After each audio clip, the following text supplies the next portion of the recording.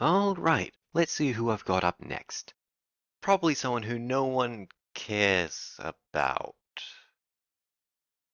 Well, this was a mistake. So, just like with last time, I want to be clear that I'm not here to convince DJ Cook fans that they shouldn't like him or his content. I simply wish to offer my honest criticisms. You're all free to do the same to me as well. My only request being, could you keep it civil? We all want the same thing after all. Let's begin by answering the question of who is DJ Cook? DJ Cook is a channel that originally got his start playing Fortnite, but over time transitioned into discussing other creators. He was formerly known as Kodak WK, before the company of that name apparently threatened to sue him over it. Bit odd, but okay. He claims that he's trying to clean up YouTube through his videos, mainly in his Meet the YouTuber series. Right off the bat, you'll likely notice the similarity between DJ Cook and JT, the one I called a false savior. Though they both focus on exposing people, they each take a different approach. While JT tended to focus on a creator's content and why they should be banned for their wrongdoings, DJ Cook looks at the creators themselves and approaches the issue by trying to investigate who's running these channels and contacting them to convince them to change their ways. It's honestly quite admirable. I'm surprised you have such faith in people. Unfortunately, his intentions don't really matter to me. The only thing I care about are results, and it is a statistical fact that despite his claim, DJ Cook is another creator who has failed at making meaningful change. And after taking a close look at his content, it's quite easy to see why based on his targets and methodology. To fully explain what I mean by this, the first thing we need to ask is what DJ Cook means by clean up YouTube. My understanding is that clean up means that he would like to see the creators he discusses stop making the content they are currently producing, whether that's by getting them to remove the content and change their ways, or by getting them banned, whichever is easier. This leads me into the main problem, which is that with this goal in mind, his primary focus is on channels that post what he calls cringe and or fake videos. I understand the sentiment, they're painful to watch, but the thing is that these aren't actual problems. Funnily enough, it is not against YouTube's policies for a creator to create content by, how should I put it, turning off their cringe inhibitors? And there's also no rule against fake content because really, these videos are just telling a fictional story, even if they're set in the real world. They're both simply different ways of entertaining an audience. I'm sure you can understand that. Don't get me wrong though, there are certainly some very real problems with a few of these creators. elisocray still has the issue of having fake videos that kids watch, while also having sexual prank videos alongside them. DJ Cook made a big deal of it in his third video on them, but I guess it wasn't a big enough deal to actually do anything about it. There's also JStation, who ended up getting a well-deserved ban, though my reasoning is less for the fake content and more the whole exploiting the recently deceased thing. I checked both videos DJ Cook made on him, and this fact wasn't mentioned a single time, which is kind of odd. You'd think when claiming he's the fake video master, you'd mention how he tried to fake his girlfriend's death. But no, focus on the garbage bag man for 3.5 minutes instead. Moving on to the methodology, since there's no guideline violation happening, his only option is to somehow convince these creators to change their ways. Now typically he can't contact them at all, which makes this pointless, but if I were one of the few who answers, how would DJ Cook convince me to stop making these fake videos that are clearly popular and helping me grow? Apparently by saying things like, have you ever thought about making real content? It's a bad day to be you. Or delete your videos or your channel gets deleted. DJ, I gotta be honest with you, man. You can make some fun videos, but man, your sales pitch is awful. My point with all this is that his insistence on targeting cringe and fake videos is distracting him from the real problems many of these channels have. And since he can't really do anything to these channels with this focus, it has seriously damaged his success rate. You know, the thing that gives him credibility? You don't really want to do that. How bad is it though? Well, why don't we take a look at the numbers? DJ Cook has made a lot of videos over the years exposing people, so to ensure accurate results, I decided to do the only logical thing and got a small sample size of all 43 of them. Honestly, it took less time than I expected. Now, because he often covers multiple creators with a single video, I decided that for my data I'd make things simple by categorizing success based on the person discussed rather than for each upload.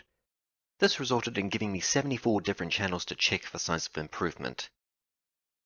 After doing the research, going through and cutting out 6 non-issue topics, plus one where I think the channel might have gotten hacked, I found that DJ Cook only had 3 clear successes, as well as 10 more where he might have had an impact on improvement, but I couldn't find data to reasonably confirm it. This is matched against 54 failures to fix the issues presented with the discussed channel.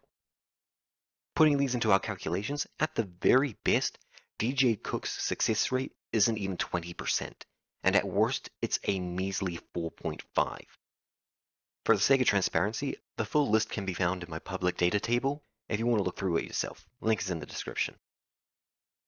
To reinforce my earlier point, I also decided to count how often the issue of either fake or cringe content was discussed in relation to the channels. The answer is over half of them. A combined 60% to be specific, of which there were 0 confirmed successes, 5 maybes, and 39 failures. So for this type of content specifically, the success rate is between 11% and 0%. If DJ Cook considers that an adequate cleanup amount, I genuinely hope he never invites me to his home because I fear I will be traumatized. A few channels who have made videos on him have claimed that this makes him egotistical because he thinks he's making a difference when he really isn't.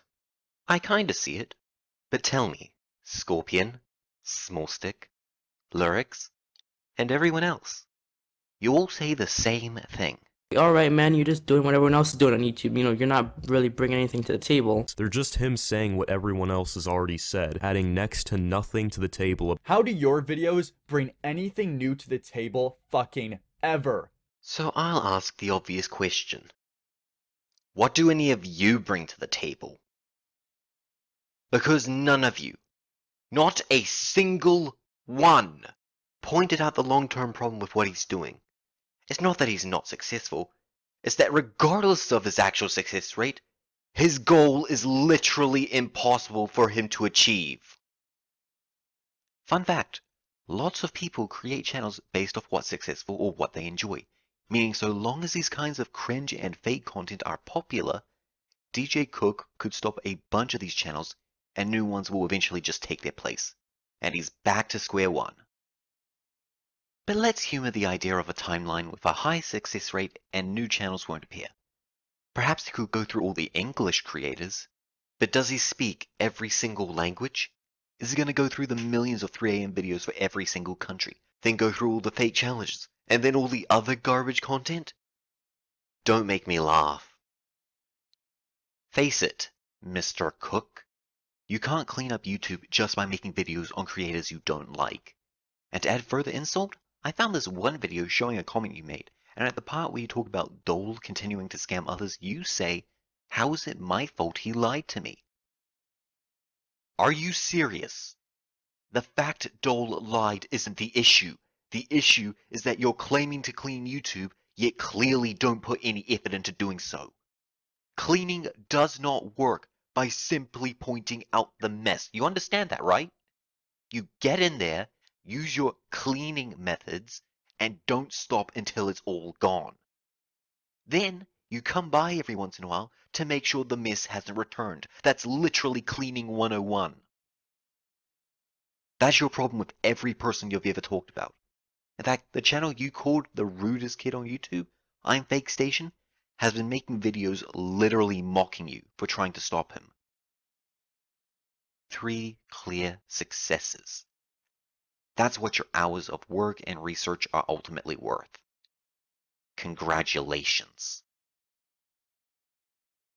Nevertheless, I'm not one to complain without offering ideas. So what if DJ Cook took a different approach? Is his goal of stopping cringe and fake content still impossible? Well, stopping cringe is out of the question as it's too subjective in nature, so that leaves the fake videos. Clickbait channels would in theory be possible because you could categorize it as misleading metadata. The only problem being that YouTube doesn't actually care. You can blatantly lie about your content and nothing will happen to you unless you're like promoting a virus. So that's out too, I guess. That leaves the 3 AM style and fake challenge videos. I have one idea for addressing them, though I doubt it would realistically work. Mr. Cook's main argument against these videos is that their target audience is children, correct? That no actual adults would be watching it? If that's the case, why aren't they marked as made for kids? Let's compare with the official help page for determining the important qualities for made for kids. First, are kids the primary audience for these creators? Well, based on these images, I'd say the answer is yes. Then the next thing is, do they feature characters, games, songs, etc. that reflect an intent to target children? Some of those you can easily argue yes, some are a bit harder. But there's one more specific characteristic that could help. Is the language of the video intended for children to understand? Well, let's see. They're usually loud, constantly talk directly to the viewer, and over-explain everything they do like we're 3 years old. I'd say the answer is yes. So children are a target audience. Can you possibly argue that they are intended for general audiences? I'm not sure. Do you guys know of any adults who'd be interested in a video called Don't Watch Barney Movie at 3 a.m.? Or perhaps Don't FaceTime SpongeBob at 3 a.m.? Probably not. I wonder if there's some big organization who takes an interest in this topic. Maybe provides a monetary incentive for creators to market correctly? So let's say everything somehow goes to plan, and it now becomes mandatory to mark these kinds of videos as for kids. Since this setting removes comments, end screens, and other features, they have a harder time getting attention. Combined with the monetary risk, ideally is to a point where they're no longer seen as a viable content type, thus causing them to die out on their own. Again, I highly doubt this would work in practice, but if it did, you wouldn't be stopping a single fake video channel, Mr. Cook. You'd be stopping all of them. That is cleaning up. But apart from that flimsy option, there aren't any other realistic choices. Unless the videos clearly break one of YouTube's policies, there's nothing that can be done. Believe me, I'd like to see an improvement in content quality as well. But if they want to keep making those kinds of videos, it's not our place to say otherwise. At the end of the day, I can respect DJ Cook for what he's trying to do, and I'll give him props for the quality of his videos. Those visuals and the ability to make the topic entertaining, beautiful. But as things stand, he's wasting his time, and that makes me sad. There are genuine problems on this site, and he barely ever covers them when they're the ones where he actually made improvements.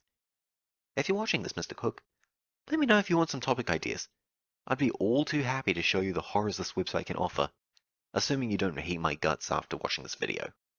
My only other advice for him would be to stop making dumb threats. If you can't back it up, no one will take you seriously. A quick shout out to the 3 channels I mentioned earlier. I found your videos very entertaining, great work overall. Thank you for watching up to this point. I don't really know what I'll make a video on next or when, so it might be a good idea to subscribe in order to stay updated. If you have anything in particular you'd like to see next, let me know and I'll look into it. I said everything I wanted to, so have a nice day and night. Bye.